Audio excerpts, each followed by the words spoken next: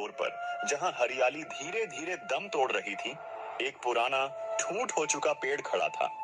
उसकी सूखी और बेजान सी दिख रही एक मोटी डाल पर एक भगवान श्री कृष्ण का प्रिय मोर और मोरनी का जोड़ा बैठा हुआ था। वे दोनों अत्यंत वृद्ध थे। वे दोनों आपस में बड़े ही प्रेम से बातें कर रहे थे। बातों के उस उन्माद का संवाद करते हुए मोरनी ने अपने पति उस बूढ़े मोर से कहा, हे प्रीतम, आज का मौसम देखिए तो कितना सुहाना है। ठंडी ठंडी हवा चल रही है, आकाश निर्मल है और सूरज की हल्की गर्मी तन मन को स्फूर्ति दे रही है।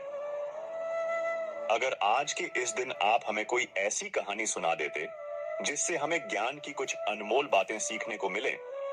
अपनी पत्नी की इस मधुर वाणी और इच्छा को सुनकर बूढ़े मोर के चेहरे पर एक सौम्य मुस्कान तैर गई। उसने अपनी पत्नी की ओर प्रेम से देखा और कहा, हे प्रिय, तुम्हारी इच्छा मेरे लिए आदेश के समान है। प्रिय, यह कहानी बहुत ही अनमोल है क्योंकि भगवान श्री कृष्ण स्वयं ने मुझे यह कहानी सुनाई थी। ठीक है, यह कहानी एक पिता और उनकी संतानों की होगी, जहां कुटिलता, सच्चा प्यार, निस्वार्थ अपनापन और घोर षड्यंत्र आपको इस कहानी में साफ साफ नजर आएगा। कहानी इतनी रोचक है कि तुम इसमें इस तरह खो जाओगी कि तुम्हें समय का पता ही नहीं चलेगा और इसमें तुम्हें ज्ञान का एक विशाल भंडार मिलेगा। मोर की बात को सुनने के बाद मोरनी की आंखों में उत्सुकता की चमक और भी बढ़ गई। वह चहक कर कहती है, हे स्वामी, अगर वास्तव में यह कहानी ऐसी ही है जैसी आप बता रहे हैं, तो आप कृपया अब और विलंब ना करते हुए कहानी को सुनाइए। मैं तो भगवान श्री कृष्ण की कहानी सुनकर धन्य भी हो जाऊंगी। अब वह बूढ़ा मोर कहानी को सुनाना आरंभ करता है और कहता है, हे प्रिय, यह बात बहुत पुराने समय की है। टीकमगढ़ नाम का एक समृद्ध राज्य हुआ करता था। उस राज्य के राजा का एक ही बेटा था, जिसका नाम था सिद्धार्थ। राजकुमार सिद्धार्थ अत्यंत दयालु, बुद्धिमान और प्रजावत्सल थे। उनका एक नियम था जिसे वे कभी नहीं तोड़ते थे। वे प्रतिदिन अपने साथ एक भरोसेमंद सेवक को लेकर अपना भेष बदल लेते थे और रात के अंधेरे में पूरे नगर में घूमा करते थे। वे ऐसा इसलिए करते थे ताकि वे अपनी प्रजा के सुख दुख को सीधे तौर पर समझ सकें और नगर में घटने वाली समस्त छोटी बड़ी घटनाओं को देखकर उन पर मनन किया करते थे। राजकुमार सिद्धार्थ के पिता अब बहुत वृद्ध हो चुके थे और उनका स्वास्थ्य भी ठीक नहीं रहता था। वृद्धावस्था और बीमारी के कारण एक दिन उनकी मृत्यु हो जाती है। पिता की मृत्यु के पश्चात पूरे राजकीय सम्मान के साथ राजकुमार सिद्धार्थ को ही वहां का राजा बनाया जाता है। राजा बनने के बाद भी राजकुमार ने अपनी प्रजा का हाल जानने के लिए नगर में घूमने की अपनी आदत को बंद नहीं किया। हाँ, इतना जरूर था कि पहले उनके साथ एक सेवक रहता था। अब वे अपने साथ एक विश्वस्त और बुद्धिमान मंत्री को रखते थे। एक दिन की बात है, राजा सिद्धार्थ और उनके मंत्री भेष बदलकर रात के शांत पहर में नगर में घूम रहे थे।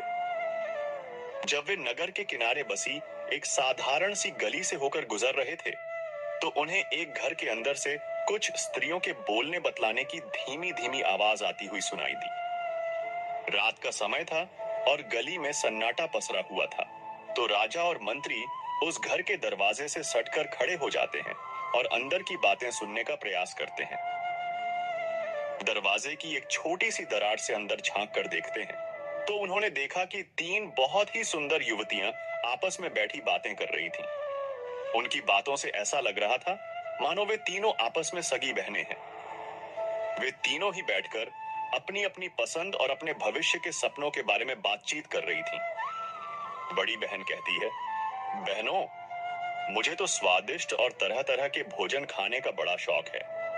मैं तो अपना विवाह किसी राजा के मुख्य रसोइये से ही करूंगी, जो दिन रात मेरे लिए नए नए और स्वादिष्ट पकवान बनाता रहे। मेरा पति मेरे लिए भोजन बनाए और मैं रानी की तरह बैठकर उस भोजन का आनंद लूं। इससे बड़ा सुख और क्या हो सकता है। तब मंझली वाली बहन कहती है, हे बहनों, तुम्हारा तो शौक भी अजीब है। मैं तो अपना विवाह किसी राजा के बड़े अधिकारी से करना चाहती हूँ। अगर मेरा विवाह राजा के मंत्री से हो जाए या फिर सेनापति से हो जाए या कोतवाल से ही क्यों ना हो जाए, तो मैं अपने आप को बहुत धन्य समझूंगी, क्योंकि राजा का सेनापति उस राजा की पूरी सेना को संभालता है, मंत्री पूरे राज्य के कामकाज को देखता है और कोतवाल नगर की सुरक्षा का ध्यान रखता है। ऐसे शक्तिशाली व्यक्ति की पत्नी बनने में ही असली शान है। मित्रों, इस अद्भुत वाणी को सुनने से पहले अपनी भक्ति को व्यक्त करते हुए नीचे कमेंट में जय श्री राधे कृष्ण जरूर लिखें। इस वीडियो को आप सभी लोग पूरा देखना, क्योंकि मित्रों, गरुड़ पुराण जैसे महाग्रंथ में कहा गया है कि कथा हो या सीख, अगर उसे बीच में ही छोड़ दिया जाता है तो वह पाप की श्रेणी में आता है। इसलिए ही मित्रों, मेरा आप सभी से निवेदन है कि आप सभी लोग इस वीडियो को अंत तक पूरा अवश्य देखें। चलिए मित्रों, कथा को फिर से शुरू करते हैं। मित्रों, अब राजा के आदेश का पालन हुआ। अगले दिन सुबह होते ही मंत्री ने उन तीनों बहनों को राजा के दरबार में बुला लिया। राजा ने जब उन तीनों को देखा तो पाया कि उन तीनों में से जो सबसे छोटी बहन थी, जो कह रही थी कि मैं राजा से ब्याह करूंगी, वह सचमुच बहुत ही सुंदर और रूपवती थी। राजा उसकी सुंदरता पर मुग्ध हो जाता है। उसके बाद राजा ने उन तीनों से पूछा, कल रात आप अपने घर में क्या बातें कर रही थीं? सच सच बताना, क्योंकि तुम तीनों की बातचीत कल मैंने अपने कानों से सुनी थी। अगर तुमने झूठ बोलने की कोशिश की तो तुम्हें राजकीय दंड दिया जाएगा। अब वे बातें तो उन स्त्रियों के बीच की निजी बातें थीं। उन्हें भला वे राजा के सामने कैसे जाहिर करती? राजा ने जब उस रात की बातों के बारे में पूछा तो वे तीनों शर्म से लाल हो गईं। लज्जा के कारण उनकी जुबान बंद हो गई। राजा के बार बार पूछने पर उन्होंने कहा कि महाराज, हमें कुछ याद नहीं है कि हमने क्या कहा था। राजा ने कहा, आप सब कुछ छोड़कर हमें फिर से वही बातें बताइए और हम तुम्हारी इच्छाओं को पूरा करने का प्रयास करेंगे। इस प्रकार मजबूर होकर के उन तीनों ने रात में हुई सारी बातचीत राजा के सामने कह सुनाई। तीनों की बातें सुनकर राजा बहुत प्रसन्न हुआ। उसने तुरंत अपने मुख्य रसोइये को दरबार में बुलाया और उन तीनों में से जो बड़ी बहन थी, उसका हाथ उस रसोइये के हाथ में दे दिया और रसोइये से कहा, आज से यह तुम्हारी पत्नी है और आज से तुम्हारा यह धर्म है कि तुम इसे प्रतिदिन स्वादिष्ट भोजन बनाकर खिलाओगे। उसके बाद राजा ने अपना एक मंत्री बुलाया और मंझली बहन का हाथ उसके हाथ में दे दिया और कहा, आज से यह तुम्हारी पत्नी है, जाओ इसके साथ खुशहाल जीवन जियो। और अंत में सबसे छोटी बहन से राजा ने कहा, तुम्हारी यह इच्छा थी कि तुम्हारा विवाह किसी राजा से हो, सो मैं यहाँ का राजा हूं, तो मैं तुम्हें अपनी पत्नी के रूप में स्वीकार करता हूं। यह सुनकर के छोटी बहन की खुशी का ठिकाना न रहा। राजा ने आदेश दिया, इसी समय मेरे विवाह की तैयारी शुरू की जाए। राजा तो उठकर चला गया। उसके बाद राजा के जितने भी कर्मचारी थे, वे सब शादी की तैयारियों में जुट जाते हैं। उधर उन तीनों बहनों के विवाह की तैयारी होने लगी। छोटी बहन का विवाह बड़ी धूमधाम के साथ वहां के राजा से हो गया। बड़ी वाली का विवाह रसोइये से हो गया और मंझली वाली का विवाह वहां के एक मंत्री से हो जाता है। तीनों बहनें अपने अपने पतियों के पास रहने लगी। छोटी बहन को रानी बनाकर राजा के महलों में पहुंचा दिया गया। मित्रों, यह देखकर उन दोनों बड़ी बहनों को अपनी छोटी वाली बहन के भाग्य से जलन होने लगी। वे दोनों जब भी इकट्ठी होती थीं, तो आपस में बातें करती थीं कि छोटी वाली तो सचमुच रानी बन गई और हम अपनी इच्छा का वर पाकर भी उसकी नौकरानी बनकर रह गई। हमारी छोटी बहन ऐसी कौन सी हूर की परी है जो उसको राजा ने अपनी रानी बना लिया। मंझली वाली कहने लगी, बहन, बुरा तो मुझे भी बहुत लग रहा है।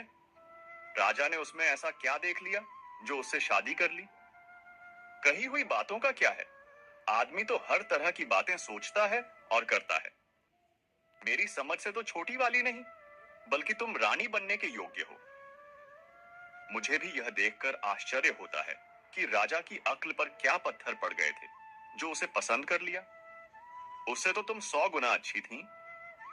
मित्रों, इस प्रकार वे दोनों बहनें एक दूसरे को कोसने लगीं और एक दूसरे की झूठी प्रशंसा करके अपने दिल को तसल्ली देने लगीं। लेकिन कई बार उनकी जलन इतनी प्रबल हो जाती थी कि जब छोटी रानी अपनी बहनों से कोई काम करने को कहती थी तो उनके मन में विचार आता था, हम उसकी बड़ी बहन होकर भी उसके नौकर चाकर की पत्नी है और वह हमसे छोटी होकर भी हम पर हुक्म चलाती है। हम और हमारे पति उसके एक इशारे पर नाचने लगते हैं। इस तरह की बातें करके दोनों दिन रात अपनी छाती को जलाती रहती थी। कई बार सोचती थी कि उसे खत्म ही कर दिया जाए या राजा की नजरों में उसे हमेशा के लिए गिरा दिया जाए, तभी हमारे मन को शांति मिलेगी। वे दिन रात इसी षड्यंत्र को रचने के उपाय में लगी रहती थी। छोटी बहन जो अब रानी बन चुकी थी, वह जब भी अपनी बहनों से मिलने जाती थी तो अपनी हैसियत का ख्याल नहीं करती थी, बल्कि वह अपनी बहनों से इस तरह मिलती थी कि उन्हें ऐसा ना लगे कि वह उन्हें नीचा दिखा रही है। इसके साथ ही छोटी बहन अपनी दोनों बहनों से बहुत प्रेम करती थी। सभी लोग जानते थे कि वे दोनों नौकरों की पत्नियां हैं और उनकी बहन रानी है। मित्रों, कुछ महीनों के बाद छोटी बहन रानी का गर्भ ठहर जाता है। यह खबर पाकर राजा को बड़ी खुशी होती है। इधर छोटी वाली बहन से मिलने दोनों बहनें भी पहुंच जाती हैं और कहती हैं, बहन, हमें इस बात की बड़ी खुशी हुई है कि तुम मां बनने वाली हो। अब तो हम दोनों बहनें ही बच्चे के जन्म तक तुम्हारी देखभाल करेंगी।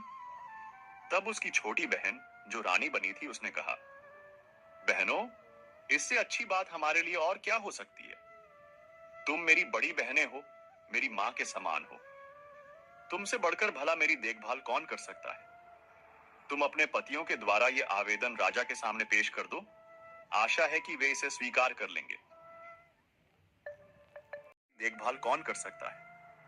तुम अपने पतियों के द्वारा यह आवेदन राजा के सामने पेश कर दो। आशा है कि वे इसे स्वीकार कर लेंगे। मित्रों, उन दोनों ने अपने पतियों से कहकर अपने पतियों के द्वारा राजा से आवेदन किया।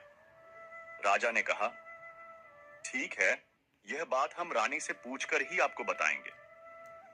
राजा ने अपनी रानी से पूछा तो वह खुशी खुशी तैयार हो गई। अब तो राजा ने उन दोनों बहनों के लिए रानी के पास रहने और उसकी देखरेख करने की अनुमति दे दी। वे दोनों बहनें रानी के पास महल के अंदर रहने लगी।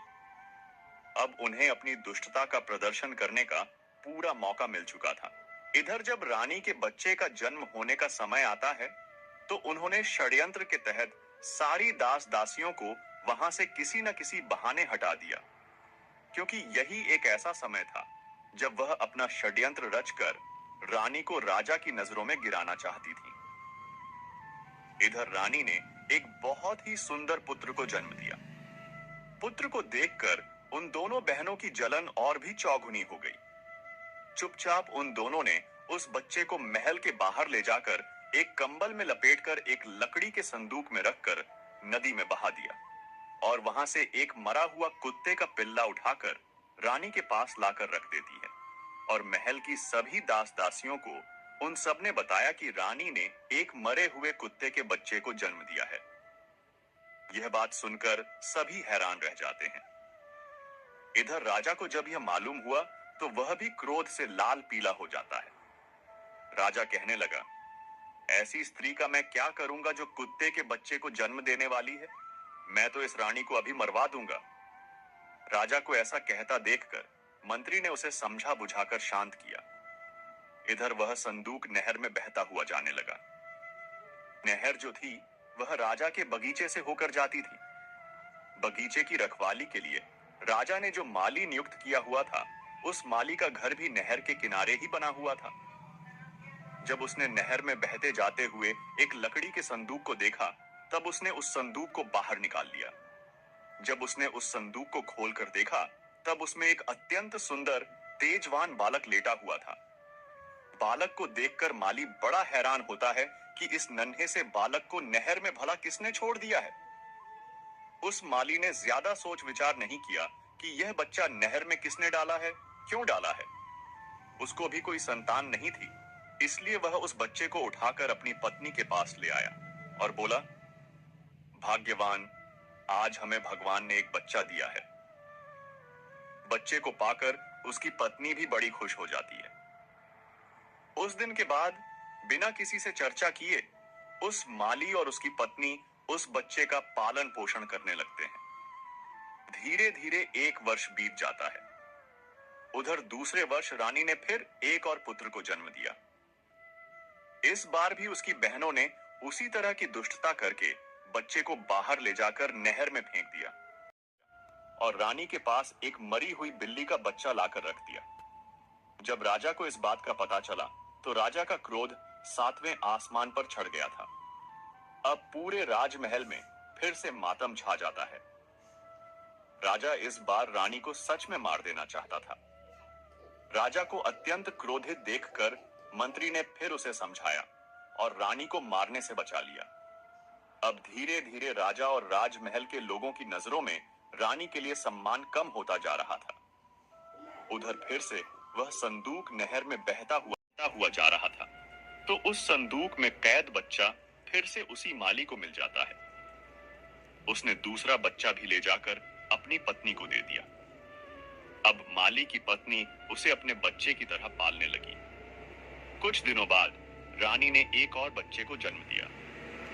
इस बार रानी ने एक बेटी को जन्म दिया था, लेकिन उस रानी की दुष्ट बहनों ने उस बेटी को भी पहले की तरह उठाकर नहर में फेंक दिया।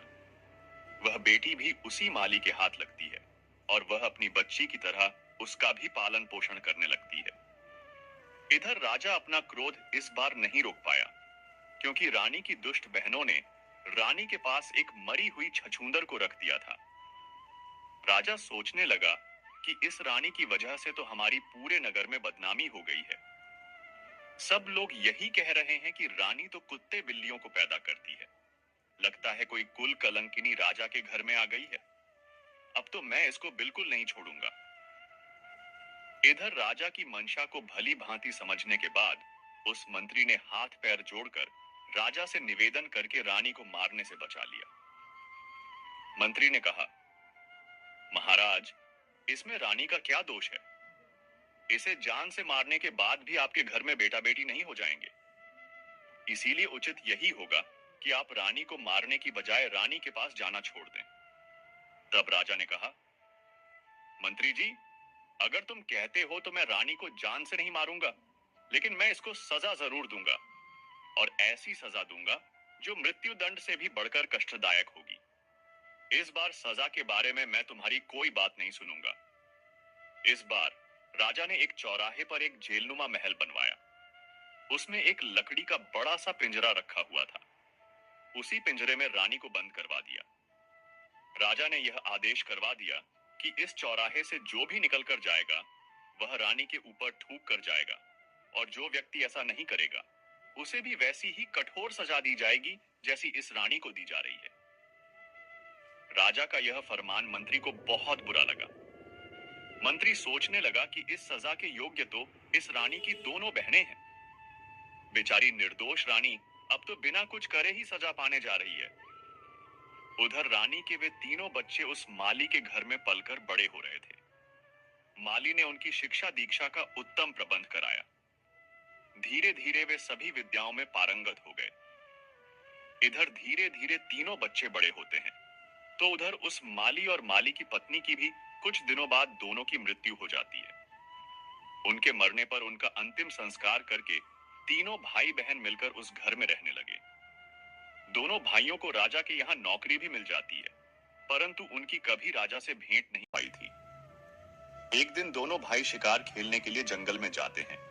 उनकी बहन घर में अकेली थी। उसी समय उसके यहाँ एक बूढ़ी माँ उसके घर पर आती है और उससे कहती है, बेटी, मैं बहुत थक गई हूँ, क्या मैं तुम्हारे यहाँ कुछ समय के लिए ठहर सकती हूँ? लड़की ने तुरंत अनुमति दे दी।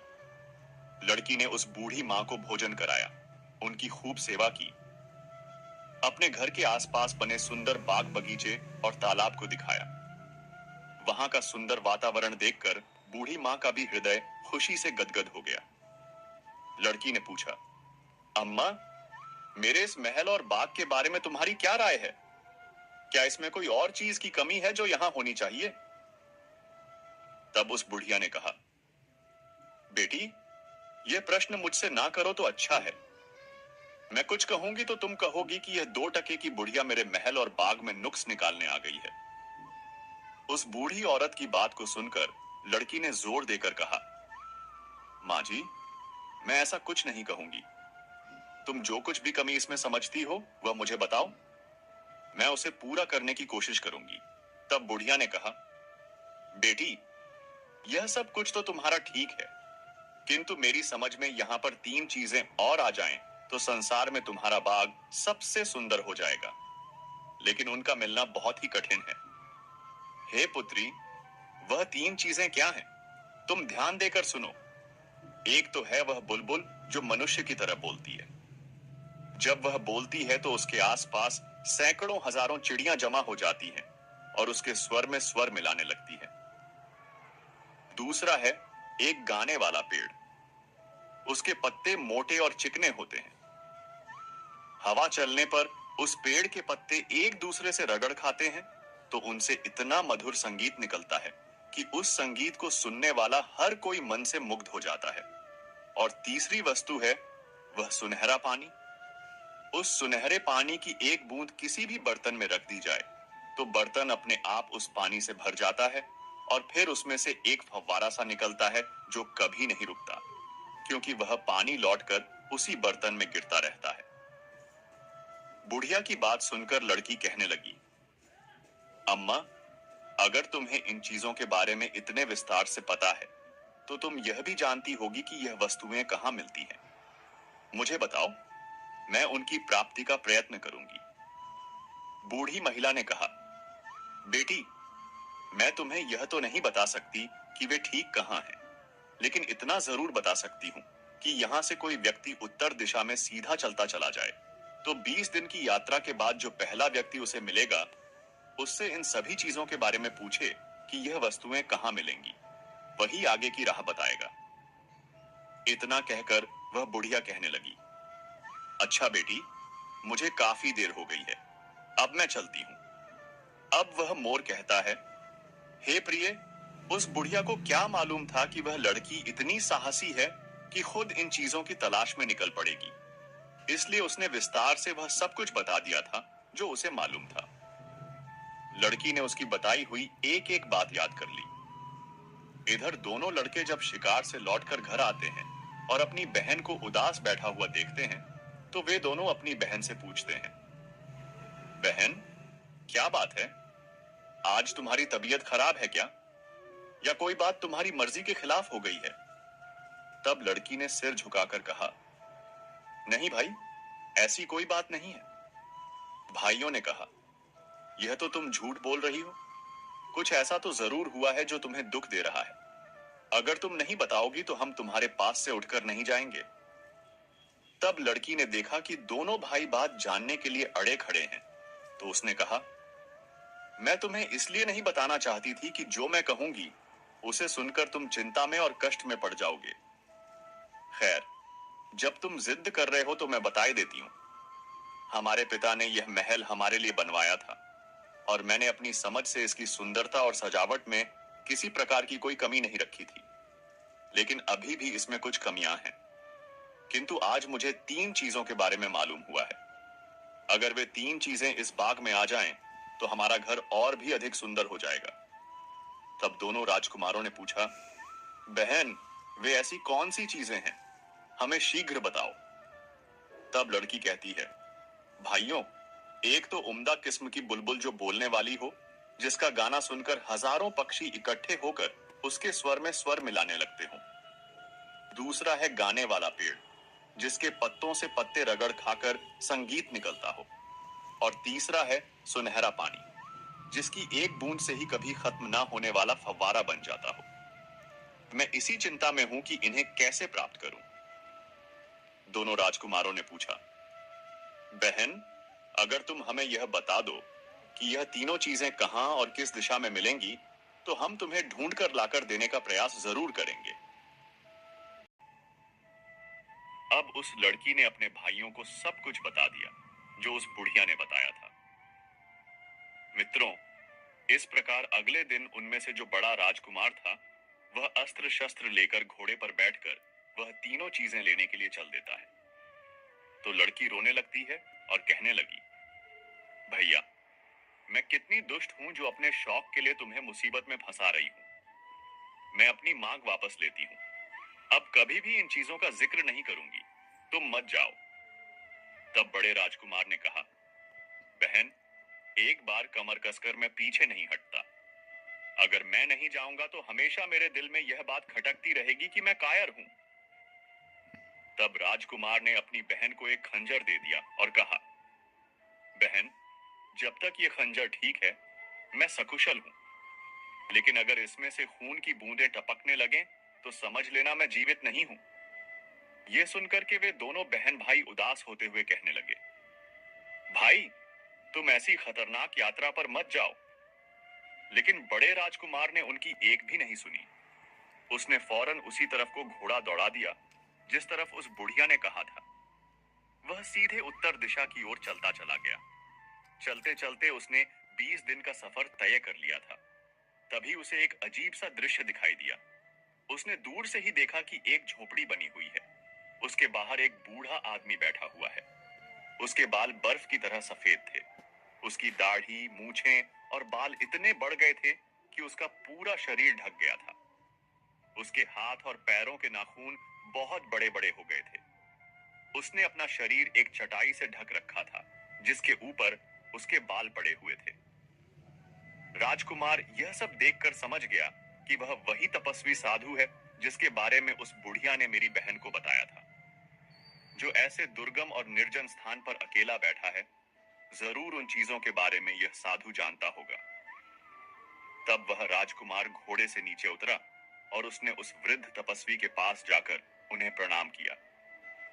तपस्वी ने प्रत्युत्तर में कुछ कहा, लेकिन उनकी आवाज राजकुमार को समझ में नहीं आई, क्योंकि तपस्वी बालों से खुद को पूरी तरह से ढके हुए था। राजकुमार ने फौरन अपनी जेब से एक छोटी सी कैंची निकाली और कहा, तपस्वी महाराज, आपके बालों की वजह से आपकी आवाज मेरे समझ में नहीं आ रही है। यदि आप आज्ञा दें तो मैं आपकी दाढ़ी, मूछ और बालों को काट दूं। तपस्वी ने इशारे से कह दिया, हाँ। राजकुमार ने उनके सारे बाल काट दिए। अब तो साधु का चेहरा बिल्कुल बदल गया था। राजकुमार ने कहा, तपस्वी, यदि मेरे पास दर्पण होता तो मैं आपको जरूर दिखाता कि बालों के कटने के बाद आप बूढ़े से जवान हो गए हो। राजकुमार की ऐसी बातें सुनकर तपस्वी मुस्कुराया और बोला, बेटा, मैं तुम्हारी सेवा से प्रसन्न हूं। अब बताओ, तुम इतनी दूर किस लिए आए हो? मैं तुम्हारी क्या मदद कर सकता हूं? तब राजकुमार ने बताया, साधु महाराज, मैं बहुत दूर से उम्दा किस्म की बुलबुल, गाने वाला पेड़ और सुनहरा पानी लेने आया हूं। आप मुझे बताएं कि ये वस्तुएं मुझे कहां मिलेंगी। राजकुमार की बात सुनकर साधु चुप हो गया। तब राजकुमार ने पूछा, महाराज, आप चुप कैसे हो गए? कृपया कुछ तो बताइए। यदि नहीं पता है तो आप मना कर दो। तब तपस्वी ने कहा, पुत्र, मुझे पता तो है, लेकिन मैं तुम्हें इसलिए नहीं बताना चाहता क्योंकि तुम्हारी सेवा के बदले मैं तुम्हें मुसीबत में डालना नहीं चाहता। वहां का मार्ग बड़ा कठिन है। सैकड़ों लोग वहां गए, लेकिन कोई लौट कर नहीं आया। इसीलिए मैं तुमसे कहता हूं, जहां से आए हो वहीं वापस चले जाओ। राजकुमार ने कहा, बूढ़े बाबा, मैं जाने के लिए नहीं आया हूं। मुझे अपना कार्य पूरा करना है। मैंने अपनी बहन को वचन दिया है, इसमें चाहे मेरी जान ही क्यों न चली जाए। तुम मुझे वहां तक पहुंचाने का रास्ता बता दो, बाकी मैं देख लूंगा। तुम मेरे युद्ध कौशल पर विश्वास करो। तपस्वी ने कहा, बेटे, यही तो मुश्किल है कि तुम्हें युद्ध कौशल दिखाने का अवसर ही नहीं मिलेगा। तुम्हें जो शत्रु मिलेंगे वे सामने से मुकाबला नहीं करते हैं, बल्कि छिपकर ही वार करते हैं। राजकुमार ने कहा, मैं छिपे तौर पर वार करने वालों से भी अच्छी तरह से निपटना जानता हूं। आप मुझे वहां जाने का रास्ता बता दीजिए। मित्रों, उस तपस्वी ने उसे बहुत समझाया, लेकिन राजकुमार ने अपनी जिद नहीं छोड़ी। तब तपस्वी ने अपने झोले में से एक गेंद निकालकर दे दी और कहा, मुझे तुम्हारे जीवन का बहुत अफसोस हो रहा है, लेकिन तुमने जिद पकड़ ली है तो अपना भला बुरा तुम स्वयं ही जानो। तुम घोड़े पर सवार होकर के सीधे ही जाओ और उस गेंद को भूमि पर गिरा दो। यह गेंद खुद ही लुढ़कने लगेगी और तुम इस गेंद के पीछे पीछे चलते जाना। जब तक यह लुढ़क रही है तब तक तुम चलते रहना। यह गेंद एक पहाड़ के नीचे जाकर रुक जाएगी। वहीं एक पेड़ से तुम घोड़े को बांध देना और फिर आगे पहाड़ पर चढ़ने लगना। तुम्हारे दोनों ओर काले पत्थर दिखाई देंगे। तुम उन पर ध्यान मत देना। इस दौरान तुम्हें पीछे से कई आवाजें सुनाई देंगी। तुम्हें कुछ धमकियां तो कुछ गालियां भी सुनाई देंगी। तुम उन्हें अनसुना कर देना। अगर तुमने एक बार भी डरकर पीछे की ओर देखा तो तुम और तुम्हारा घोड़ा दोनों काले पत्थर के रूप में बदल जाओगे। वहां पड़े हुए काले पत्थर वही सब लोग हैं जो इन्हीं चीजों को लेने के लिए गए थे और पीछे लौटकर देखने के कारण वहां पत्थर बन गए हैं। अगर तुम कुशलता पूर्वक पहाड़ की चोटी पर पहुंच गए तो वहां एक वृक्ष पर टंगा हुआ पिंजरा तुमको मिलेगा जिसमें गाने वाली चिड़िया मौजूद होगी। उस चिड़िया की बातों से तुम्हें डरना नहीं है, बल्कि उससे तुम उस गाने वाले पेड़ और सुनहरे पानी का पता पूछना। वह चिड़िया तुम्हें बताएगी कि जो चीजें तुम उससे पूछ रहे हो वह कहां मिलेंगी। इन सब चीजों को पाने के बाद तुम्हारी राह में कोई खतरा नहीं रहेगा। बेटे, मैंने यह सब तो तुम्हें जरूर बता दिया, लेकिन फिर भी मैं यही कहता हूं कि तुम वापस लौट जाओ। मैं साफ साफ देख रहा हूं, तुम वहां तक नहीं पहुंच पाओगे। उससे पहले ही तुम काले पत्थर के रूप में परिवर्तित हो जाओगे। राजकुमार उस सन्यासी की बात नहीं मानता है और राजकुमार आगे की ओर चलने को तैयार हो जाता है। तब उस तपस्वी ने वह गेंद लुढ़का दी। गेंद लुढ़कते लुढ़कते उसी पहाड़ी की तलहटी में जाकर रुक गई। वहां से ऊपर जाने के लिए एक बड़ा संकरा रास्ता था। राजकुमार ने घोड़े को वहीं बांध दिया और पहाड़ पर चढ़ने लगा। कुछ दूर आगे जाने पर उसे बड़े बड़े काले काले पत्थर दिखाई दिए। उन पत्थरों के बीच वह राजकुमार अभी 5 कदम ही आगे बढ़ा होगा, तभी पीछे से कुछ आवाजें आनी शुरू हो जाती हैं। वे आवाजें उस राजकुमार को धमका रही थीं। कोई आवाज कह रही थी, कौन है बेवकूफ जो आगे जा रहा है? तो वहीं दूसरी आवाज कह रही थी, पकड़ो इसे। कोई कहती थी, यह कितना बड़ा दुष्ट है, इसे पकड़कर मार डालो।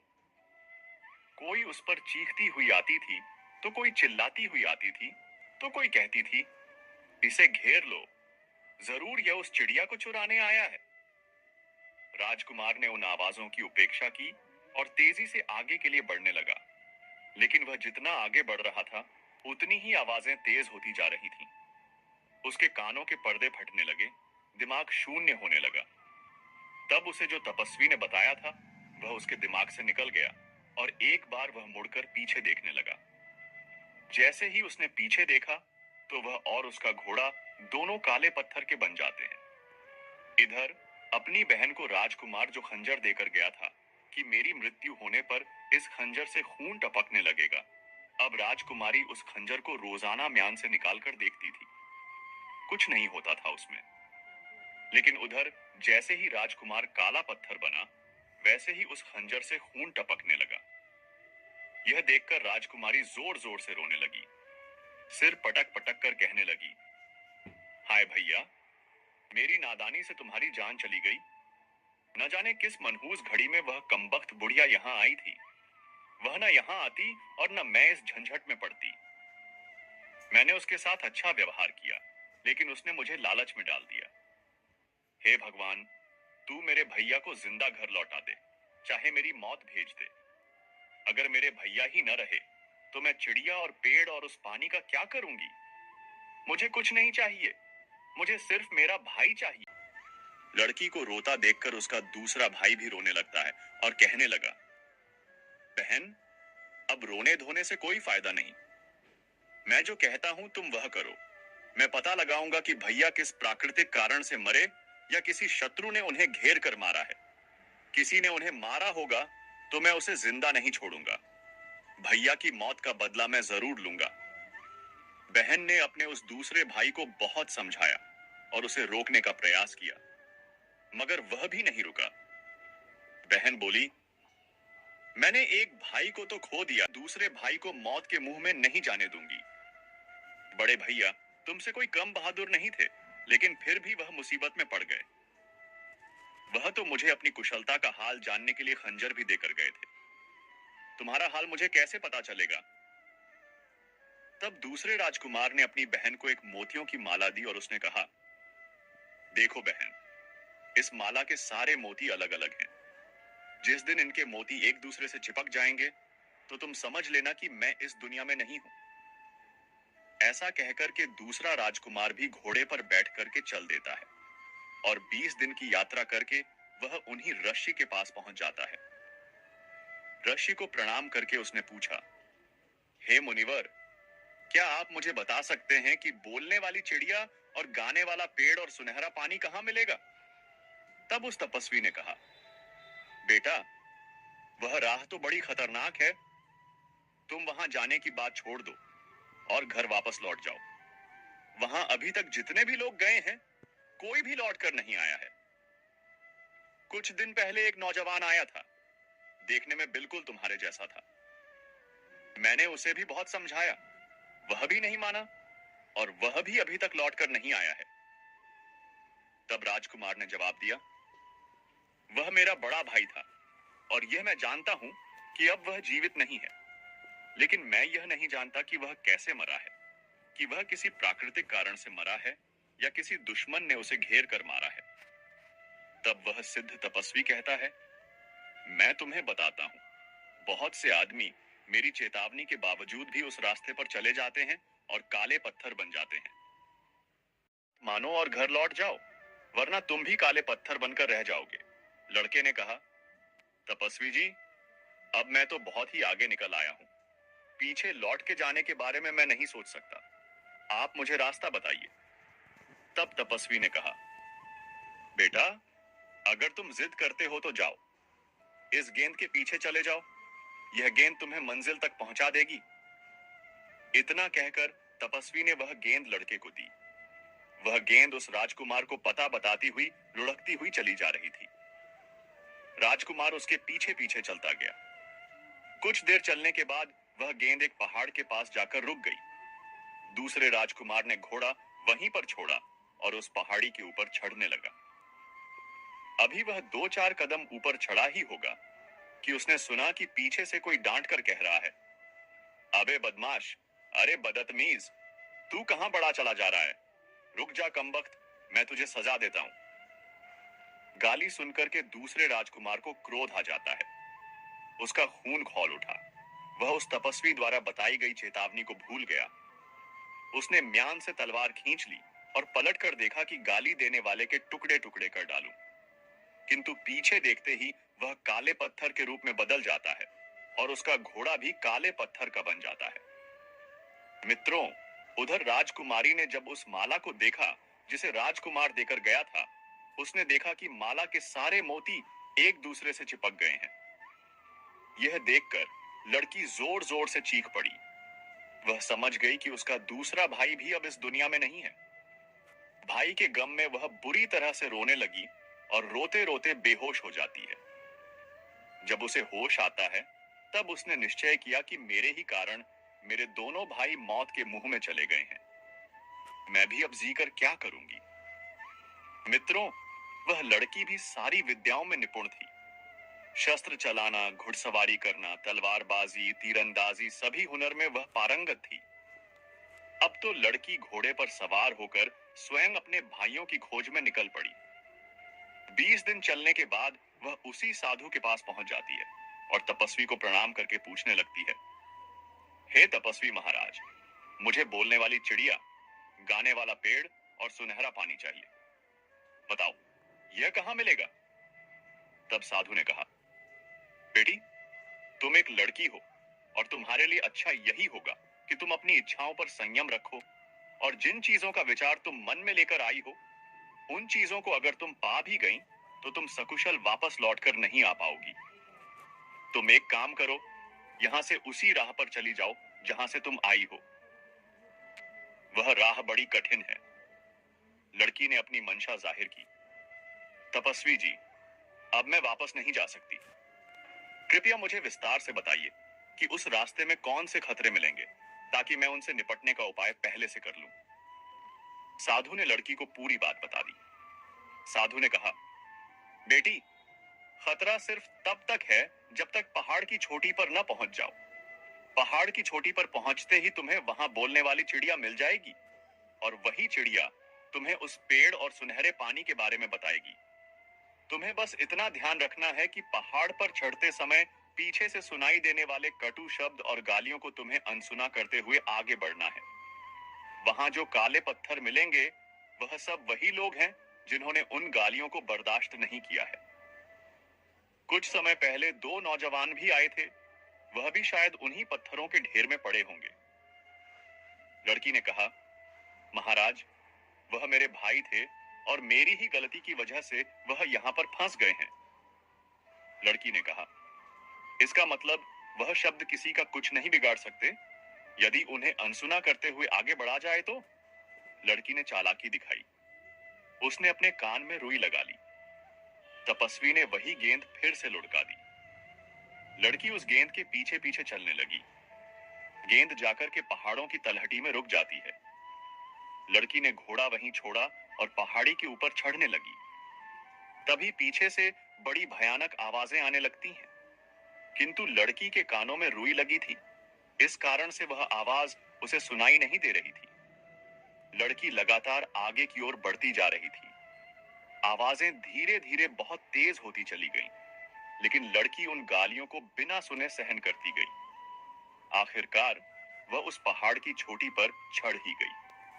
वहां जाकर उसने देखा कि एक पिंजरे में एक सुंदर चिड़िया मधुर सुर में गा रही थी। लड़की को देखते ही वह चिड़िया एकदम गरज कर कहने लगी, हे लड़की, खबरदार मेरे पास मत आना। चिड़िया की डांट फटकार सुनकर राजकुमारी हंसने लगी और उसने दौड़कर उस चिड़िया का पिंजरा उठा लिया और कहने लगी, चिड़िया रानी, आज से मैं तुम्हारी मालकिन हूं। ने कानों से रुई निकाल ली थी। चिड़िया बोली, तुम ठीक कह रही हो, अब मैं सदैव तुम्हारे पास रहूंगी। मैं हमेशा पिंजरे में बंद रहती हूँ, पर संसार की कोई भी बात ऐसी नहीं है जो मुझे मालूम न हो। तुम्हारा हाल भी मैं इतना जानती हूँ कि जितना तुम भी नहीं जानती हो। मेरे कारण तुम्हें बहुत ही लाभ मिलेगा। अब तुम मेरी मालकिन हो और मैं तुम्हारी सेवा करूंगी। इस समय तुम मुझे बताओ कि मुझसे क्या चाहती हो। चिड़िया की बातें सुनकर लड़की बहुत प्रसन्न होती है। राजकुमारी ने कहा, मुझे अपने भाइयों के पत्थर बनने का बड़ा दुख है। खैर, यह बातें मैं तुमसे बाद में करूंगी। पहले मुझे यह बताओ कि मुझे गाने वाला पेड़ और सुनहरा पानी कहां मिलेगा। मित्रों, चिड़िया ने उसे वह रास्ता बता दिया। राजकुमारी चलकर उस स्थान पर जा पहुंची। वहां एक सुनहरे पानी का कुंड था। लड़की ने एक चांदी की सुराही में उस पानी को भर लिया। फिर उसने चिड़िया से गाने वाले पेड़ के बारे में पूछा। तो चिड़िया ने कहा, तुम्हारे पीछे की ओर जो बड़ा सा जंगल है, इसी में वह गाने वाला पेड़ मिलेगा। वहां पहुंचकर तुम्हें खुद पता चल जाएगा कि वह पेड़ कौन सा है, क्योंकि उस पेड़ से संगीत निकलता होगा। राजकुमारी ने कहा, यह तो ठीक है, लेकिन मैं उस पेड़ को उखाड़ कर लाऊंगी कैसे? चिड़िया बोली, पेड़ नहीं उखाड़ना है, तुम सिर्फ उस पेड़ की एक टहनी तोड़कर ले आना। जब तुम अपनी वाटिका में उस टहनी को लगाओगी, तो कुछ ही समय में वह टहनी पूरे वृक्ष के रूप में बदल जाएगी। उस चिड़िया के बताए अनुसार राजकुमारी उस जंगल में पहुंच जाती है और वहां से गाने वाले पेड़ की एक टहनी तोड़कर अपने पास रख लेती है। राजकुमारी को अब तीनों चीजें प्राप्त हो चुकी थी, लेकिन उसे अपने भाइयों का सबसे ज्यादा ख्याल उसके दिमाग में आ रहा था। उसने चिड़िया से पूछा, चिड़िया रानी, मेरे दोनों भाई रास्ते में काले पत्थर बने पड़े हैं, क्या मैं उन्हें फिर से जीवित कर सकती हूँ? मैं तो यह भी नहीं जानती हूँ कि उन काले पत्थरों में मेरे भाई कौन से हैं। तब उस चिड़िया ने कहा, तुम इस सुराही में जो सुनहरा जल लेकर आई हो, उसकी एक एक बूंद उन शिलाखंडों पर डालती जाना। तुम्हारे भाई घोड़े सहित फिर से जीवित हो जाएंगे। चिड़िया की बातें सुनकर राजकुमारी प्रसन्न हो गई और पिंजरा, सुनहरा पानी और टहनी लेकर पहाड़ से उतरने लगी। जहां जहां उसे काले पत्थर दिखाई दिए, उसने उन पर एक एक बूंद सुनहरा जल छिड़क दिया, जिससे जितने लोग पत्थर के बन गए थे, घोड़े सहित सब अपने असली रूप में आ जाते हैं। उन्हीं पत्थरों के बीच उनके दोनों भाई भी पड़े थे। भाइयों को जीवित देखकर राजकुमारी एकदम उनसे लिपटकर रोने लगी और कहने लगी, भाइयों, मुझे चिड़िया, सुनहरा पानी और बोलने वाला पेड़ मिल गया है। इन चीजों के मिलने से ही तुम फिर से जीवित हो पाए हो। और यहाँ पर जितने भी काले पत्थर थे, मैंने सबको जीवित कर दिया है। मित्रों, वे सब राजकुमार और जितने भी लोगों को राजकुमारी ने जीवित किया था, वह सभी राजकुमारी का धन्यवाद करने लगे कि तुमने हमें जीवन दान दिया है। हम आजीवन तुम्हारे आभारी रहेंगे और तुम्हारी आज्ञा का पालन करेंगे। राजकुमारी बोली, मैंने तुम लोगों पर कोई एहसान नहीं किया है। मैं अपने भाइयों को जिंदा करना चाहती थी। उसमें अगर तुम्हारा भी लाभ हो गया तो यह तो बड़ी खुशी की बात है। अब तुम लोग अपने अपने निवास स्थानों पर चले जाओ। मित्रों, इधर राजकुमारी और उसके दोनों भाई अपने अपने घोड़े पर सवार होते हैं। दोनों राजकुमारों ने एक एक चीज ले ली। एक ने सुनहरा पानी ले लिया तो दूसरे ने गाने वाला पेड़ और राजकुमारी ने चिड़िया का पिंजरा ले लिया। बाकी जितने भी लोगों को राजकुमारी ने जीवन दान दिया था, वे सब उनके पीछे पीछे चलने लगे। राजकुमारी और दोनों राजकुमार जब तपस्वी साधु की कुटिया पर उनका धन्यवाद करने के लिए आए, तो साधु अपनी कुटिया से गायब हो चुके थे। वह तपस्वी इतने ही काम के लिए वहां मुद्दतों से बैठा हुआ था। उन तपस्वी साधु की सहायता से ही आज राजकुमारी को तीनों चीजें प्राप्त हुई थीं। राजकुमारी अपने दोनों भाइयों के साथ अपने घर पर आ जाती है और उसके मकान के सामने जो उसके बगीचे का हिस्सा था, राजकुमारी ने उस भाग में उस बोलने वाली चिड़िया के पिंजरे को लटका दिया। चिड़िया ने जैसे ही बोलना शुरू किया, उसके आसपास हजारों पक्षी आकर के जमा हो गए और वह चिड़िया के सुर में सुर मिलाने लगे। राजकुमारी ने थोड़ी दूर पर उस गाने वाले पेड़ की टहनी भी लगा दी। अब कुछ ही दिनों में वह विशाल पेड़ भी तैयार हो गया। अब हवा चलने पर उसके पत्तों की रगड़ से उसमें संगीत की ध्वनि फूटती थी। राजकुमारी ने एक संगमरमर के पत्थरों से बाग में एक कुंड बनवाया। उस कुंड में वह सुनहरा पानी डाल दिया। कुछ ही देर में वह पानी से कुंड भर गया और उसमें से एक पानी का फव्वारा उठकर खड़ा हो गया। मित्रों, कुछ ही समय में उस बगीचे की चर्चा पूरे शहर में होने लगी। सारे शहर के लोग तमाशा देखने के लिए राजकुमारी के बाग में आने लगे। धीरे धीरे पूरे शहर के लोग उन तीनों को जान गए और सब लोग राजकुमारी और उसके भाइयों से बहुत प्रेम करने लगे। एक दिन दोनों राजकुमार शिकार खेलने के लिए जाते हैं। संयोग से उसी समय उसी जंगल में वहां का राजा भी शिकार खेलने के लिए आता है। अचानक दोनों राजकुमार राजा के सामने आ जाते हैं। दोनों राजकुमारों ने राजा को प्रणाम किया। वे दोनों राजकुमार इतने सुंदर थे कि उनकी सुंदरता को देखकर राजा उन्हें देखता ही रह जाता है। उसने उनका नाम और निवास स्थान पूछा। दोनों राजकुमारों ने हाथ जोड़कर कहा, महाराज, हम लोग आपके भूतपूर्व माली के पुत्र हैं। हमारे पिता अब इस दुनिया में नहीं हैं। हम दोनों अपनी बहन के साथ जंगल के किनारे उस महल में रहते हैं जो मेरे पिता ने आपसे अनुमति लेकर बनवाया था। हम इसलिए अच्छे वातावरण में रहते हैं कि बड़े होकर के हम आपकी सेवा करें। राजा ने कहा, यह तो ठीक है, लेकिन लगता है तुम यहाँ शिकार खेल रहे थे। क्या तुम्हें मालूम नहीं था कि यह राजसी शिकारगाह है और यहाँ कोई शिकार नहीं खेल सकता? दोनों राजकुमारों ने निवेदन किया, क्षमा करें महाराज, हमारे पिता की असामयिक मौत हो गई है। हमारा निर्देशक कोई नहीं है, इसलिए हम लोगों का ज्ञान अधूरा है और अन्य नौजवानों की तरह हमसे भी भूल हो जाती है। मित्रों, राजकुमारों की विनय भरी बातें सुनकर राजा मुस्कुराकर कहने लगते हैं, पुत्रों, क्या तुम्हें शिकार करना भी आता है या नहीं? हाँ महाराज, हमें शिकार खेलना अच्छी तरह से आता है। आप हमें अवसर देकर तो देखें। तब राजा ने कहा, ठीक है, हम तुम्हें अवसर देते हैं। तुम हमें शिकार खेल कर दिखाओ। मित्रों, दोनों राजकुमारों ने थोड़ी ही देर में एक शेर और एक रीछ का शिकार करके राजा के सामने लाकर रख दिया।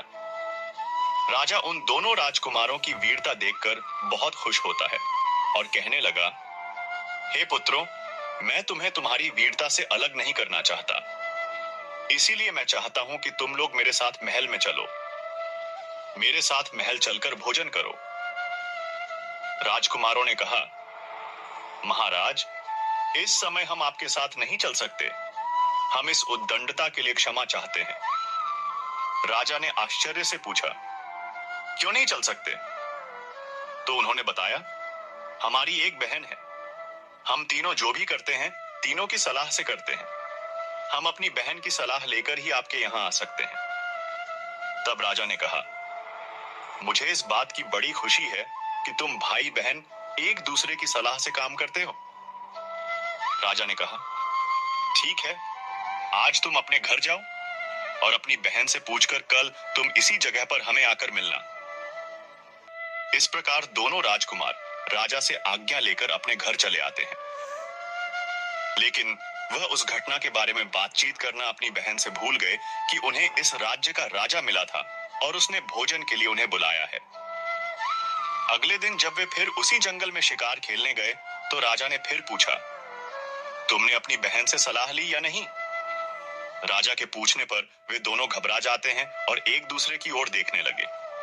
उन्होंने कहा, महाराज, हमसे भूल हो गई। हम इस बात की चर्चा करना भूल ही गए। राजा ने कहा, कोई बात नहीं है, आज नहीं तो कल पूछ लेना। दोनों राजकुमार अपने घर आते हैं और अपनी बहन से कहते हैं, बहन, आज हम शिकार खेलने गए थे तो हमें वहां पर यहाँ का राजा मिला था और राजा ने हम दोनों को अपने राजमहल में भोजन पर बुलाया है। राजकुमारी ने कहा, यह तो तुम्हारे लिए सौभाग्य की बात है, लेकिन रुको, राजा, योगी, अग्नि, जल, इनकी उलटी रीत, इनसे बचकर चालियो। मुझे कुछ समय दो, मैं उस बोलने वाली चिड़िया से पहले पूछ लूं कि राजा का निमंत्रण हमें स्वीकार करना चाहिए या नहीं।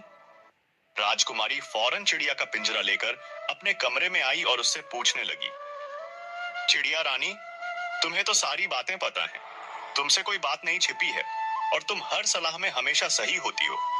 मुझे तुमसे एक सलाह लेनी है। मेरे दोनों भाइयों को राजा ने अपने यहाँ भोजन पर बुलाया है। बताओ, तुम्हारी इसमें क्या राय है? चिड़िया ने कहा, मालकिन, तुम्हारे भाइयों को राजा की आज्ञा जरूर माननी चाहिए। राजा पूरे राज्य का मालिक होता है। उनका मेहमान बनने में इन दोनों को किसी प्रकार की कोई हानि नहीं होगी। वे शौक से जाएं, लेकिन दोनों राजकुमार राजा के लिए भी अपने घर भोजन का निमंत्रण देकर जरूर आएं। राजकुमारी ने पूछा, हे चिड़िया, मुझे एक बात और बताओ। मेरे भाइयों के निमंत्रण देने पर अगर राजा हमारे घर आएगा तो मुझे राजा के सामने निकलना चाहिए या नहीं? चिड़िया ने कहा, इसमें कोई हर्ज नहीं है। राजा अपनी प्रजा के लिए पिता के समान होता है और पिता के सामने जाने में किसी भी तरह की झिझक नहीं होनी चाहिए।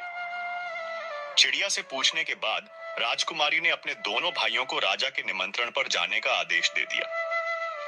अब अगले दिन दोनों राजा को जाकर उसी जंगल में मिलते हैं और राजा से कहते हैं, महाराज, हमें आपका निमंत्रण स्वीकार है, लेकिन हम आपका निमंत्रण तभी स्वीकार करेंगे जब आप भी हमारा निमंत्रण स्वीकार करेंगे। राजा भी उनका निमंत्रण स्वीकार कर लेता है। मित्रों, इस प्रकार राजा उन दोनों राजकुमारों को अपने महल में बुलाकर ले जाता है और उन दोनों की खूब अच्छे से खातिरदारी करता है। राजा ने उनकी इतनी अच्छी खातिरदारी की कि कई दरबारी और सरदारों को उन राजकुमारों से ईर्ष्या तक होने लगी। वह सभी सोचने लगे कि राजा इन अजनबियों के प्रति इतना दयावान क्यों है। राजा के सभी कर्मचारियों को इस बात पर बड़ा ही आश्चर्य हो रहा था। सब लोग यह सोचकर हैरान थे कि इन अपरिचित युवाओं का इतना सम्मान क्यों हो रहा है। दोनों राजकुमारों के रंग रूप, आचार व्यवहार से सभी प्रभावित थे। उनमें आपस में बातें होती थीं कि राजा ने जिस रानी को पिंजरे में कैद कर रखा है, अगर उसके पेट से बच्चा पैदा होता तो आज इतने ही बड़े बालकों के रूप में वह भी होते। मित्रों, अब वह मोर आगे अपनी पत्नी से कहता है, हे प्रिय, इधर जब राजा महल में आता है तो भोजन का समय हो जाता है। दास दासियों ने सोने के पात्रों में भोजन परोसा। राजा ने उन दोनों कुमारों को भोजन करने के लिए बैठने को कहा। दोनों राजकुमार बड़े ही संस्कारी थे। राजा ने उनकी कई तरह से परीक्षा लेकर देख लिया, लेकिन वह हर परीक्षा में खरे उतरे। राजा सोचने लगा, ऐसी कुशाग्र बुद्धि के वीर शहजादे अगर उसके होते तो कितना अच्छा होता। उनके प्रति अब तो राजा का आकर्षण बढ़ता जा रहा था। भोजन के बाद राजा उन्हें अपने मनोरंजन के कक्ष में लेकर जाता है और काफी देर तक उनसे बातें करता है। उनकी बातें सुनने से उसका जी नहीं भर रहा था। राजा ने गायन विद्या और वादन आरंभ करने का आदेश दिया। अपने काल के सर्वश्रेष्ठ गायक वादक को वहां उपस्थित कराया और उन्होंने अपनी श्रेष्ठ कला का प्रदर्शन किया। फिर नाच गाने का इंतजाम किया गया। नृत्यांगना ने मनमोहक नृत्य दिखाकर सभी को प्रसन्न कर लिया। नाटककार ने नाटक किए। यह कार्यक्रम कई घंटों तक चलता रहा। उसके बाद जब संध्या होने को आई, तब दोनों कुमारों ने राजा से अपने घर जाने की आज्ञा मांगी और राजा से कहा कि महाराज, अब आप भी हम दोनों गरीबों की कुटिया में पधार कर हम पर कृपा करें। राजा ने उनका निमंत्रण स्वीकार कर लिया। इस प्रकार दोनों राजकुमार अपने घर चले आते हैं। घर आकर उन्होंने अपनी बहन को बताया। राजा ने सबके समक्ष हमारा बड़ा सत्कार किया और यह भी वादा किया कि कल शिकार से लौटकर वह हमारे घर जरूर आएंगे। अब हमें राजा के योग्य उत्तम भोजन की व्यवस्था करनी होगी। राजकुमारी ने कहा, तुम चिंता मत करो, मैं बोलने वाली चिड़िया से सलाह लेकर सारा प्रबंध कर दूंगी। फिर वह चिड़िया का पिंजरा अपने कमरे में लेकर जाती है और उसने चिड़िया को पूरा हाल बताया। तो चिड़िया ने कहा, मालकिन, यह तो बड़े सौभाग्य की बात है कि राजा साहब तुम्हारे घर आ रहे हैं। तुम उनके स्वागत सत्कार का जो भी प्रबंध कर सको वह उत्तम ही होना चाहिए, किंतु मेरे कहने से तुम एक विशेष भोजन बनाओ। तुम खीर बनाना और उसके ऊपर मेवा की तरह जगह जगह मोतियों को बिछा देना। राजकुमारी बोली, यह कैसा व्यंजन हुआ? हंसों का तो सुना था कि मोती खाते हैं, पर राजा मोती खाएगा, यह समझ में नहीं आया। लेकिन फिर भी इतने मोती मिलेंगे कहां? चिड़िया ने कहा, उसकी तुम चिंता मत करो। तुम्हारे बगीचे की पूर्व दिशा में एक पेड़ खड़ा है। उसी पेड़ के पास तुम खुदाई करवाना, तो वहां गड़े हुए तुम्हें ढेर सारे मोती मिल जाएंगे। चिड़िया के कहने के अनुसार दो नौकरों को ले जाकर राजकुमारी ने उस पेड़ के नीचे खुदवाया, तो उस पेड़ की जड़ में एक सोने का संदूक निकला, जिसमें तरह तरह के आभूषण और सुंदर मोती भरे हुए थे। राजकुमारी यह देखकर बहुत खुश होती है। अब उसे चिड़िया पर संपूर्ण विश्वास हो गया था। इधर राजकुमारी ने मकान की ऐसी सफाई कराई कि मकान चमकने लगा। अब दोनों राजकुमार बढ़िया कपड़े पहनकर घोड़ों पर सवार होते हैं और शाही शिकार के लिए जंगल में पहुंच जाते हैं। शिकार जंगल में कुछ देर तक उन्होंने राजा के साथ रहकर शिकार खेला, किंतु उस रोज गर्मी अधिक थी, धूप बहुत तेज पड़ रही थी। इसलिए उस दिन उन दोनों ने शिकार खेलना जल्दी खत्म कर दिया और अपने सैनिकों को वापस भेज दिया। राजा अपने दो सैनिकों के साथ उन दोनों राजकुमारों के घर आता है। उधर जब राजा उनके द्वार पर आया, तो राजकुमारी ने हाथ जोड़कर राजा को प्रणाम किया। राजकुमारों ने बताया, यह हमारी बहन है। राजा ने राजकुमारी के सर पर हाथ रख दिया और वह राजकुमारी की सुंदर सूरत को काफी देर तक निहारता रहा। राजकुमारी की सूरत को देखकर राजा को कुछ याद सा आ रहा था कि उसकी सूरत जरूर किसी से मिलती जुलती है, मगर वह समझ नहीं पा रहा था कि उसकी सूरत किससे मिलती है। अपने घर के अंदर बुलाकर ले जाती है और जब राजा ने पूरा भवन देखा तो वह बोला, तुमने अपने महल की बहुत ही अच्छी सजावट कर रखी है। अब मुझे अपना बाग भी दिखाओ।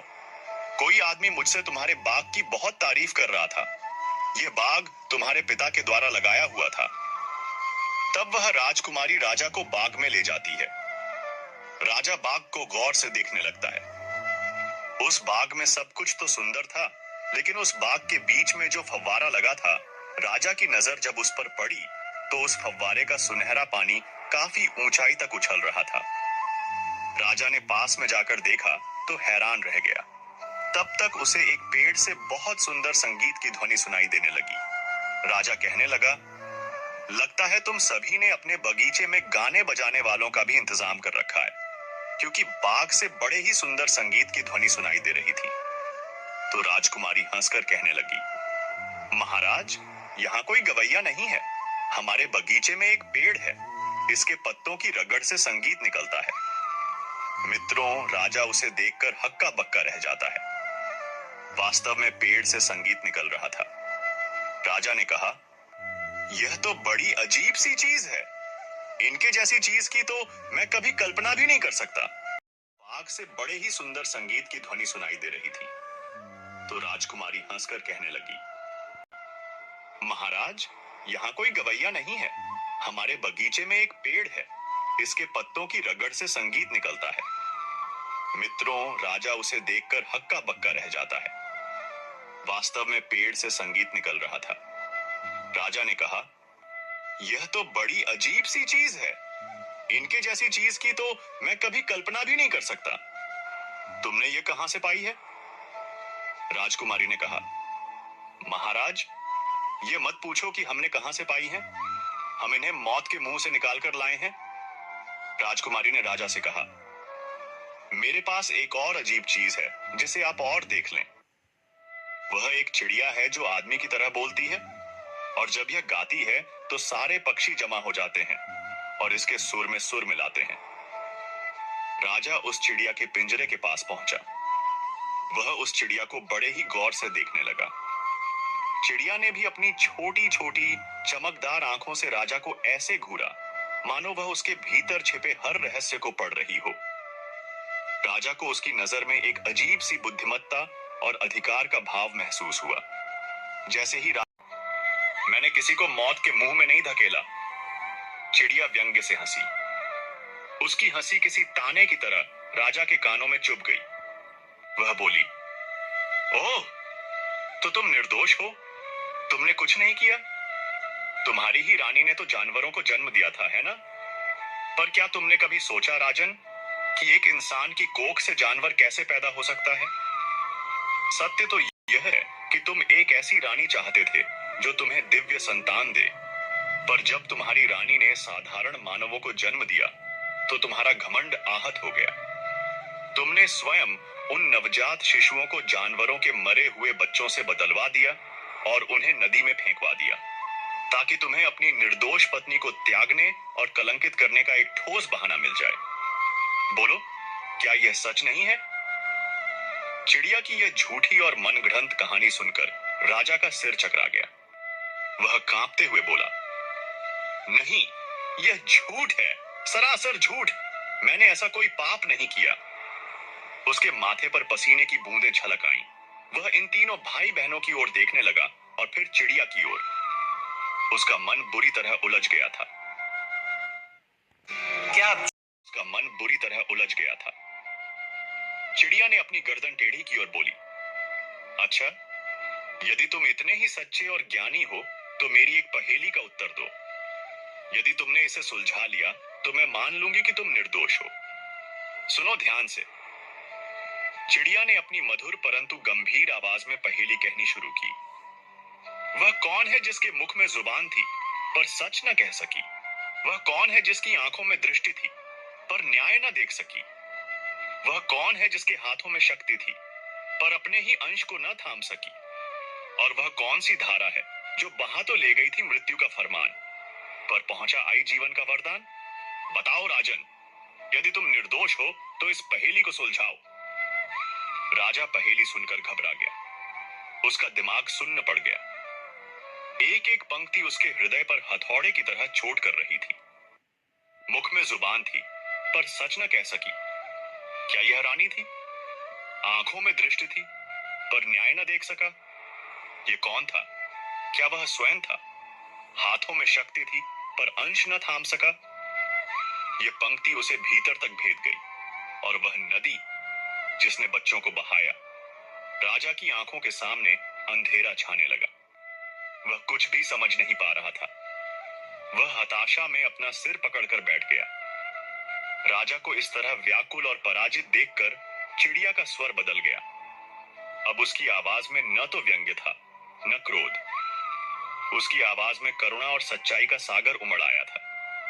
वह बोली, तुम नहीं सुलझा सके राजन, क्योंकि सत्य तुम्हारी आंखों के सामने होते हुए भी षड्यंत्र के घने पर्दे से ढका था।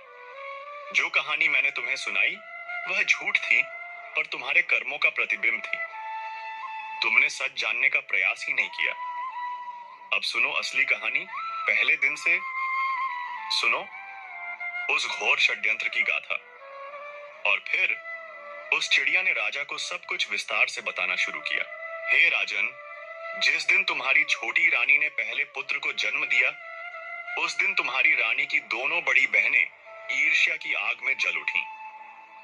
उन्होंने उस चांद से सुंदर बालक को चुपके से उठाया, उसे एक संदूक में बंद करके नदी में बहा दिया और उसकी जगह एक मरा हुआ कुत्ते का पिल्ला रख दिया। उन्होंने ही पूरे महल में यह झूठी खबर फैलाई कि रानी ने एक जानवर को जन्म दिया है। 1 वर्ष बाद जब रानी ने दूसरे पुत्र को जन्म दिया, तो उन दुष्टाओं ने फिर वही किया। उन्होंने उस तेजस्वी बालक को भी नदी में फेंक दिया और उसकी जगह एक मरी हुई बिल्ली रख दी। तुमने उनकी बातों पर विश्वास कर लिया।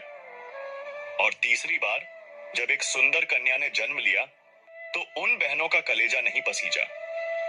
उन्होंने उस नन्ही सी जान को भी संदूक में बंद कर नदी के हवाले कर दिया और तुम्हारी रानी के पास एक मरी हुई छूंदर रख दी।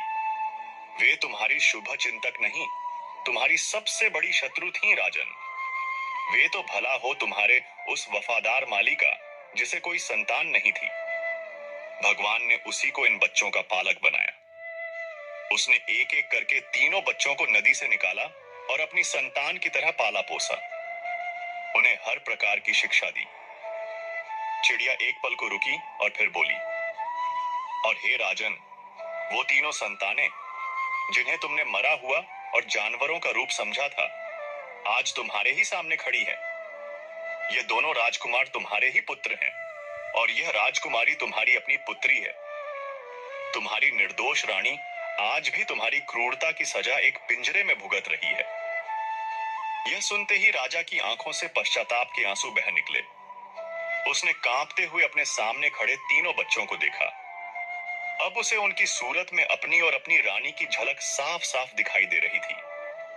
सत्य एक बिजली की तरह उसके पूरे अस्तित्व पर कौंध गया था। राजा ने चिड़िया से कहा, हे देवी पक्षी, तुझे मैं किस तरह से धन्यवाद दूं? दुश्मनों की दुष्टता और रानी का निर्दोष होना मेरे सामने आज तुमने स्पष्ट कर दिया है। मेरे बच्चों को तूने पहचानवाया है। मैं बार बार सोचता था कि इन लड़कों के प्रति मेरे मन में इतना आकर्षण और ममता क्यों उपजती है। मैं उनकी बातों पर नाराज क्यों नहीं हो पा रहा हूं। इस प्रकार राजा ने अपने तीनों बच्चों को गले लगा लिया। चारों की आंखों में आंसुओं की धार बहने लगी। आज अपने बच्चों से मिलकर राजा बड़ा खुश होता है। राजा को ऐसा लग रहा था जैसे उसकी आत्मा लौट आई हो। फिर उसके बाद सबने मिलकर भोजन का आनंद लिया।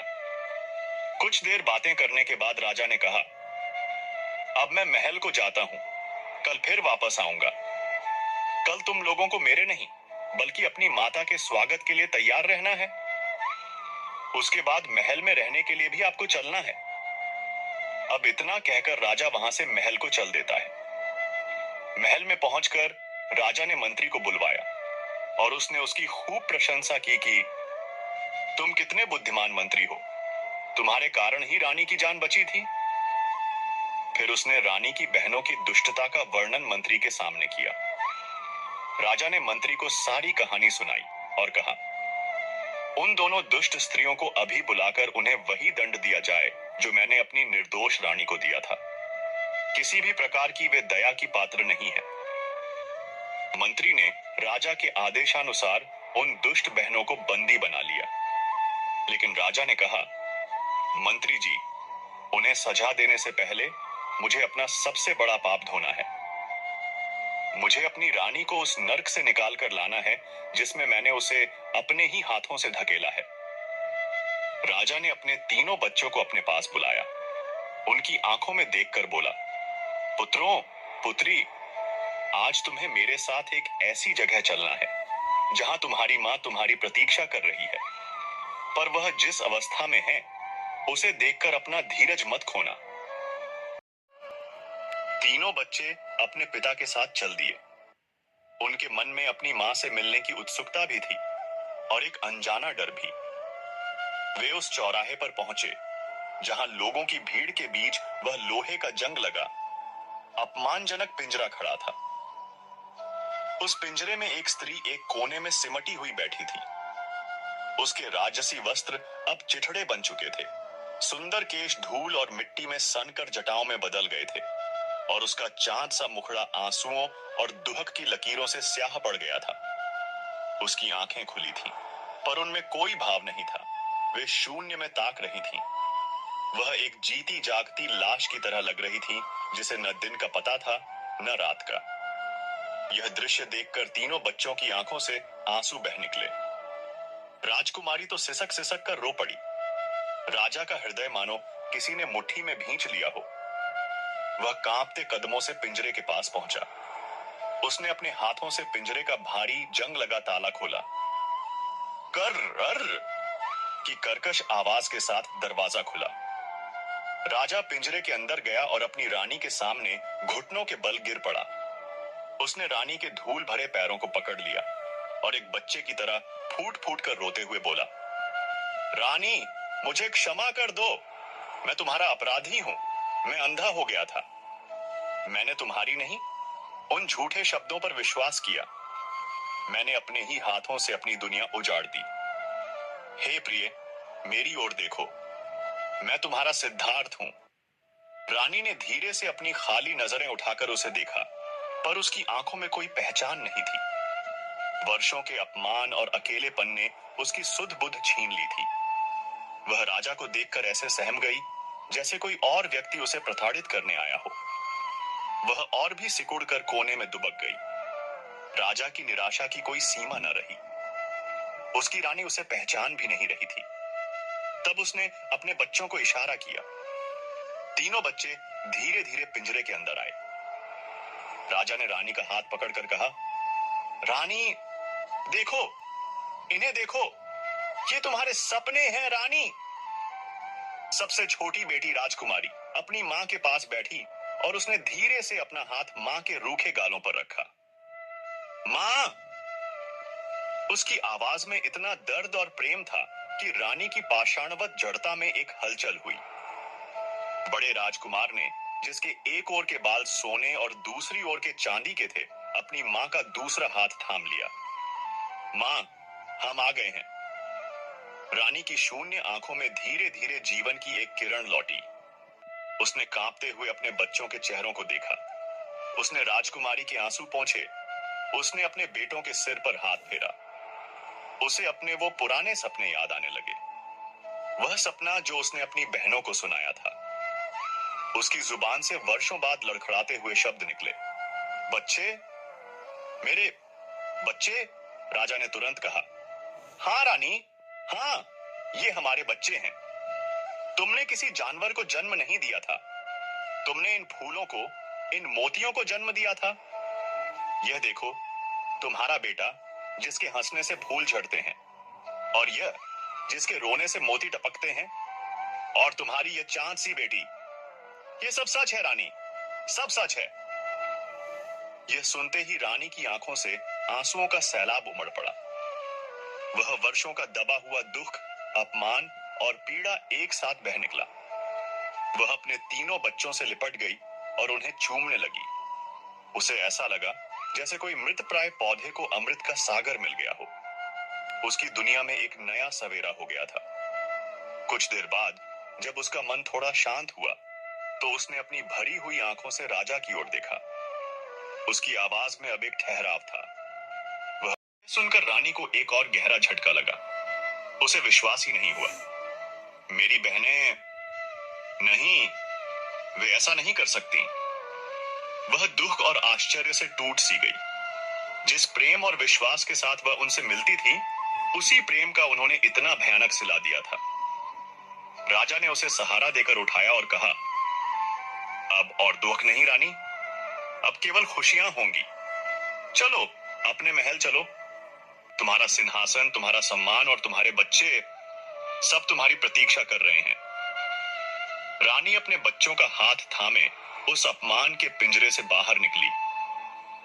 चौराहे पर खड़ी सारी प्रजा जो कल तक उस पर थूकती थी, आज पश्चाताप और सम्मान में सिर झुकाए खड़ी थी। राजा, रानी और उनके तीनों बच्चे एक साथ राजमहल की ओर चल दिए, एक नए और सुखद भविष्य की ओर।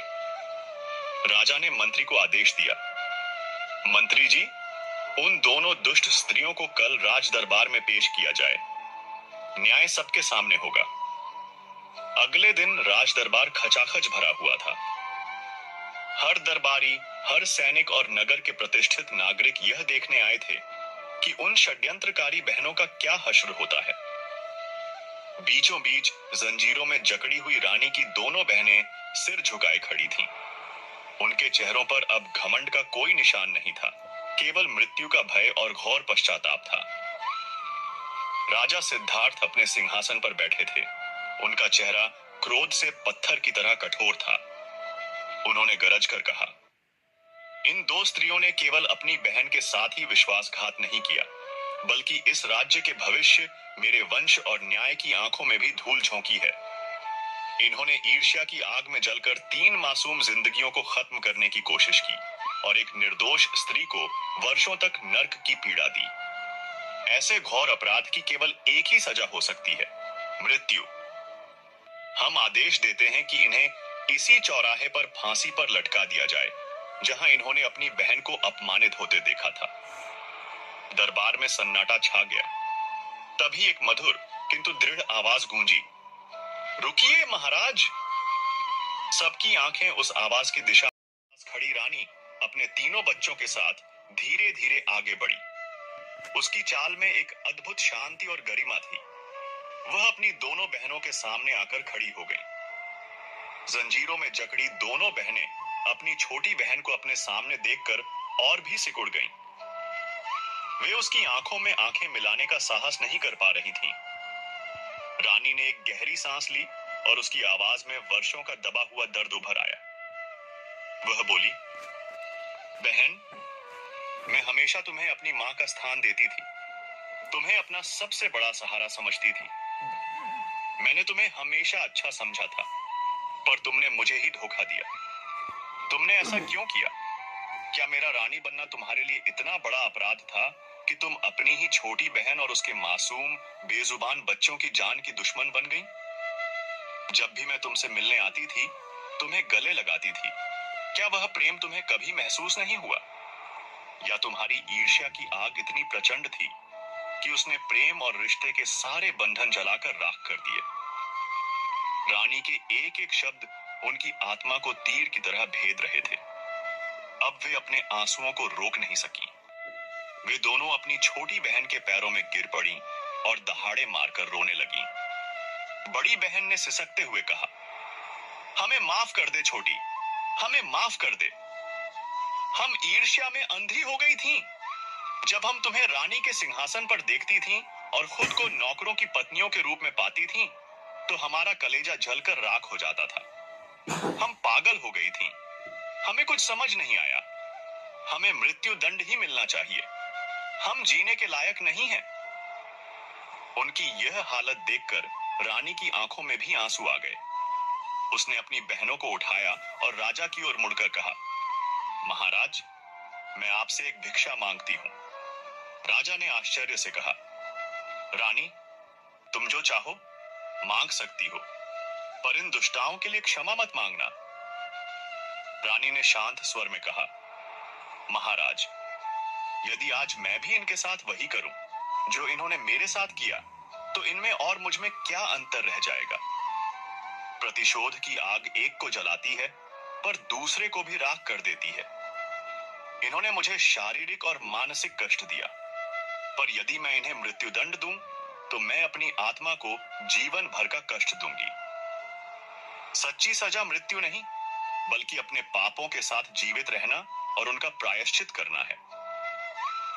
फिर वह अपनी बहनों की ओर मुड़ी और बोली, मैं तुम्हें तुम्हारे किए पापों के लिए क्षमा करती हूं, लेकिन इस क्षमा का अर्थ यह नहीं है कि तुम्हारे कर्मों का कोई फल नहीं होगा।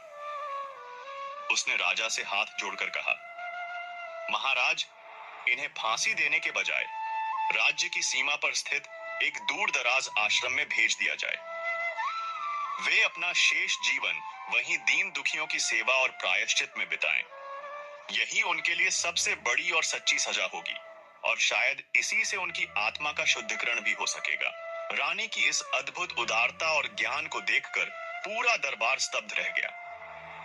राजा अपनी पत्नी की महानता के आगे नतमस्तक हो गया।